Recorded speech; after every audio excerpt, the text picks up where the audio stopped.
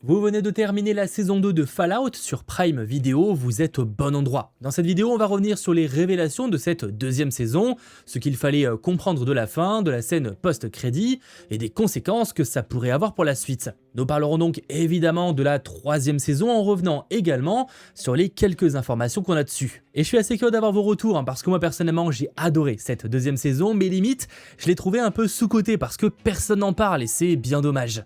Bref, pour entrer dans le vif du sujet, l'univers de Fallout est un énorme puzzle, et certaines pièces commencent enfin à s'assembler. Dans la grande majorité de cette deuxième saison, le personnage de Hank tente d'améliorer une technologie qui permet le contrôle mental. Même s'il n'en est pas l'inventeur, son objectif est de rendre le dispositif le plus miniature possible, qu'il soit presque impossible de le repérer une fois installé sur un humain. Après ça, la victime oublie tous ses souvenirs, devient docile et obéit aux ordres. On découvre qu'ils ont utilisé la tête de la députée Diane Welch, qu'on voyait un peu plus tôt dans la série, et ça pendant 200 ans, car sa personnalité était apparemment idéale pour être implantée sur les victimes. Visiblement il a réussi, et même si sa fille Lucy vient mettre à mal son plan en détruisant tout, notamment la tête de Diane Welch, eh bien c'est déjà trop tard. Hank essaye d'implanter la puce sur sa propre fille, mais au final, c'est l'inverse qui se produit. Ainsi, dans la scène finale, il révèle avoir déjà implanté ces dispositifs sur plein d'humains qu'il a envoyés dans les 4 recoins des terres désolées. Le plan est donc déjà en marche, c'est trop tard. Ils ont des ordres et il sera presque impossible de les reconnaître. Puis Hank active son propre appareil qui efface définitivement sa propre mémoire. Alors, le reverra-t-on? Bon, c'est possible et même je dirais que c'est probable, au moins via des scènes du passé. Il a certes perdu la mémoire, mais il aura probablement un autre rôle à jouer. La plus grosse question selon moi, ça reste quand même le plan. Il supprime sa mémoire avant d'en révéler plus à Lucy. On ne sait pas non plus s'ils sont capables de produire d'autres puces, vu que la tête a été détruite. J'aurais tendance à dire que non, mais sait-on jamais. Et même si on ne connaît pas réellement les objectifs de Hank, il est très probable que ce soit lié à la mise en action de la phase 2. Car oui, l'une des grosses révélations de cette saison, c'est que Steph, la superviseuse de l'abri 32, est tout comme Hank, une ancienne employée de Vault-Tec. Ils étaient même mariés. Bon, est-ce que ça aura réellement une incidence? Ça par contre à voir. Alors autant vous le dire, quand la vérité éclate, ça devient le bordel dans l'abri 32. Et le pire, c'est qu'ils n'en veulent pas à Steph uniquement d'avoir menti, même pas vraiment en soi, mais plus d'être canadienne. Parce que oui, dans l'univers de Fallout, les Américains n'apprécient pas du tout les Canadiens. Genre vraiment pas, c'est une haine. Ils les voient comme des étrangers, des ennemis, voire même des sous-hommes. En fait, avant la Grande Guerre et l'Apocalypse, le Canada a même été annexé par les États-Unis pour leurs ressources, notamment pétrolières. Et ça va encore plus loin car les Américains ont créé des camps d'internement comme Uranium City, dont on peut voir un panneau dans la deuxième saison. Alors je ne sais pas si ce sera un peu plus abordé dans la troisième saison, mais pour le lore de Fallout, c'est génial. Même si bon, on va pas se mentir, dans cet univers, clairement si t'es Canadien, vaut mieux se cacher. Quoi qu'il en soit, furieuse, elle se réfugie dans son bureau et ouvre une mallette, le coffre à souvenirs de Hank. Et avec l'aide du Pip-Boy présent dedans, elle passe un message et demande d'activer la phase 2. Et c'est de nouveau l'une des grosses révélations de cette saison. Vault-Tec n'est presque qu'une façade, une autre organisation se cache derrière. Encore plus terrible, c'est l'Enclave. Alors cette organisation en soi on l'a déjà vue dans la première saison de Fallout. Vous vous souvenez peut-être d'un scientifique qui a fui ce laboratoire, emportant avec lui une invention révolutionnaire, la fusion froide, capable de produire une énergie quasi illimitée. Et bien on apprend qu'avant l'apocalypse, Cooper Howard a réussi à mettre la main dessus, mais au lieu de la confier au milliardaire Robert House, il a remis au président des États-Unis. Il avait carrément plus confiance en lui, et sur le papier on le comprend. Sauf que le président n'était pas du tout de son côté, mais travaille avec ou même pour l'organisation secrète nommée l'Enclave. Et franchement, je trouve que c'est très intéressant d'en apprendre plus sur l'Enclave, car dans les jeux, c'est une faction secrète et techniquement avancée, se présentant comme les héritiers directs du gouvernement américain d'avant la Grande Guerre. Elle regroupe des descendants des hauts fonctionnaires et militaires qui ont survécu dans les installations isolées. Ils considèrent les habitants des terres désolées comme des impurs ou des mutants et veulent les exterminer. Alors à noter que le showrunner de la série a précisé qu'ils seront un peu plus nuancés que dans les jeux. Je cite, ce qui est génial avec l'univers de Fallout, c'est que chaque groupe fait quelque chose qui paraît vraiment horrible pour des raisons qu'ils estiment justes. Leur projet n'est pas vraiment expliqué, en tout cas pas pour l'instant, mais il y a fort à parier que cela implique à la fois les puces permettant le contrôle mental et le VEF, diminutif de virus évolutif forcé. On découvre ce nom lorsque Norm, le frère de Lucy, fait des recherches sur l'ordinateur avant d'être interrompu. Dans les différents jeux Fallout, c'est un virus qui existe réellement et qui est responsable de beaucoup de mutations. À la fois de certaines ghouls, mais aussi de ce que l'on appelle les super mutants, comme on peut justement en voir un dans la saison 2. Dans les jeux vidéo, les super mutants possèdent une force et une endurance surhumaines, une immunité aux radiations et maladies et sont capables de régénération rapide, ce qui les rend quasi immortels, bien qu'ils restent vulnérables aux blessures. À l'origine, le virus a été créé avant la Grande Guerre par West Tech, dans le but de se protéger des armes chinoises. Au final, le projet évolue en création de super soldats, et avec le temps, le virus ne va cesser d'évoluer.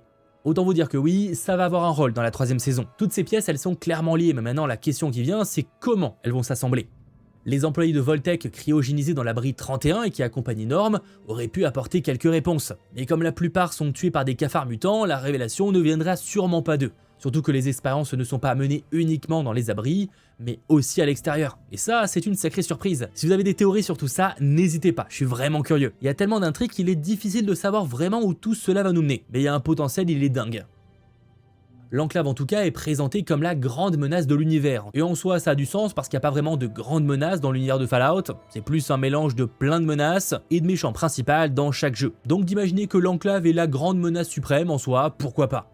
Robert House lui-même les considère comme ses adversaires invisibles. Ils sont les responsables des écorcheurs que Cooper a croisés et qu'on retrouve à New Vegas. Enfin ça, c'est avant que la République de la Nouvelle-Californie débarque et vienne tous les exterminer, libérant visiblement la ville de cette menace.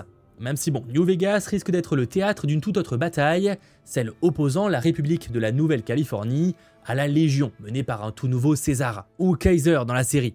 Le personnage de Macaulay Culkin a trouvé un message dans les poches de leur ancien chef, et les nouvelles ne sont pas bonnes. Enfin, pas bonnes pour lui, puisqu'il déclare « Je suis Kaiser, je suis la Légion, tout s'arrête avec moi ».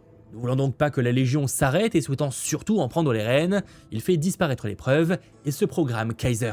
Il déclare ensuite que la Légion part en conquête de la Terre Sainte de New Vegas. Même s'il ne semble pas du tout avoir le même genre d'armes que la Nouvelle République de Californie, l'un a des armes de poing, l'autre plus des fusils, à voir comment tout ça va se rééquilibrer, mais ça risque de faire des dégâts. Lucy et Maximus regardent de leur côté la confrontation commencer depuis le bureau de Robert House. Et d'ailleurs en parlant de lui, on l'a plusieurs fois évoqué, mais la saison 2 nous confirme que le personnage n'existe plus que sous forme numérique, précisant que son corps physique est devenu la cible de voyageurs errants. Une explication très rapide, on va pas se mentir, mais qui évite d'interférer avec les différentes fins proposées par le jeu vidéo Fallout New Vegas. Parce que oui, je le rappelle, la série se passe après tous les jeux, et elle est pensée pour être canon avec eux, c'est-à-dire que tout est cohérent. Un événement qui se passe dans un jeu a des conséquences dans la série. Après justement, ils ont tout fait pour que ça soit pas trop le cas. Mais comme le jeu Fallout New Vegas propose plusieurs fins différentes, ils ne prennent pas de risque d'en confirmer une. Pour vous donner un peu une idée, il faut savoir que la Grande Guerre a eu lieu en 2077 et que Fallout New Vegas prend place en 2281 alors que la série prend place en 2296. À ce jour, le jeu vidéo qui est le plus loin dans la timeline mais qui reste avant la série, c'est Fallout 4 en 2287. Bref, Robert House sera probablement de retour, car on peut voir que l'écran qui affiche simplement signal perdu le fait brièvement réapparaître, un teasing qu'il est toujours là. Alors à voir s'il aura un rôle dans la 3e saison ou s'il sera complètement absent, mais le fait de ne pas avoir d'existence physique pourrait lui permettre d'apparaître dans différents endroits des Terres désolées. Surtout que la 3e saison devrait nous conduire dans de toutes nouvelles régions, notamment un lieu encore inédit dans la franchise. Et ça, c'est une déclaration faite par la showrunner lors de la projection du dernier épisode. Alors je sais, le plus évident, c'est que la série se dirige vers le Colorado. À la fin de la 2e saison de Fallout, la Ghoul pense enfin avoir trouvé l'endroit secret où sa femme et sa fille ont été cryogénisées. Sauf que ces capsules, elles sont vides. Enfin presque, puisqu'à l'intérieur de l'une d'entre elles, il trouve une carte postale du Colorado. Il est maintenant persuadé qu'elles sont encore en vie et compte bien s'y rendre les retrouver. Bon, techniquement, les jeux Fallout ont déjà représenté le Colorado. Certes, c'est pas dans le plus connu, mais dans le jeu de stratégie Fallout Tactics Brotherhood of Steel, sorti je crois en 2001, les joueurs découvrent l'Abri Zéro, une base secrète dissimulée dans les montagnes, où les esprits les plus brillants de l'humanité ont été transférés dans un superordinateur appelé le Calculateur. Sauf qu'évidemment, l'expérience va très mal tourner, et ça, c'est au Colorado. Alors c'est pas dit qu'on ait ça dans la série, mais c'est possible. Surtout que tout semble indiquer que la base, le laboratoire de l'Enclave, se trouve dans les Rocheuses du Colorado, et la Ghoul s'y dirige. Peut-être que sur son chemin il croisera l'Abri Zéro, ça pourrait être intéressant, mais à voir. Par contre, pour Maximus et Lucy, pas sûr. Notre destination pourrait tout à fait les attendre, en tout cas c'est ce qui est plus ou moins teasé par le showrunner, même si à première vue, retourner dans son bunker d'origine ne semble pas être au programme. De toute façon, les problèmes et les menaces ne vont pas manquer. On a déjà abordé beaucoup de points, mais il reste aussi la scène post-crédit. Vous êtes sûrement passé à côté, comme beaucoup de monde, mais oui, le final de la saison 2 a une scène post-crédit. On y retrouve la confrérie et surtout Quintus qui déclare qu'il abandonne son rôle d'unificateur et devient désormais Quintus le Destructeur. Avec entre les mains les plans d'une arme redoutable que les fans du jeu connaîtront, Liberty Prime. Dans les jeux vidéo, c'est un robot de combat gigantesque conçu par les États-Unis avant la Grande Guerre pour combattre les Chinois, même si elle ne sera en soi jamais utilisée à ses fins. Franchement, ça promet un combat qui peut être trop cool. Bon, en tout cas, pour finir cette vidéo, comme à chaque fois que l'on termine une saison de série, vient la question, la suite, elle est pour quand? Eh bien déjà, il faut savoir, je vous l'ai un peu évoqué, mais la saison 3 de Fallout est bel et bien dans les cartons, c'est officiel. Prime Video l'a déjà renouvelé. Ça, avant même la sortie de la deuxième saison. Faut dire que la première saison de Fallout a été une très grosse surprise niveau audience, rejoignant carrément le top des succès de la plateforme. Amazon est donc suffisamment confiant pour la suite.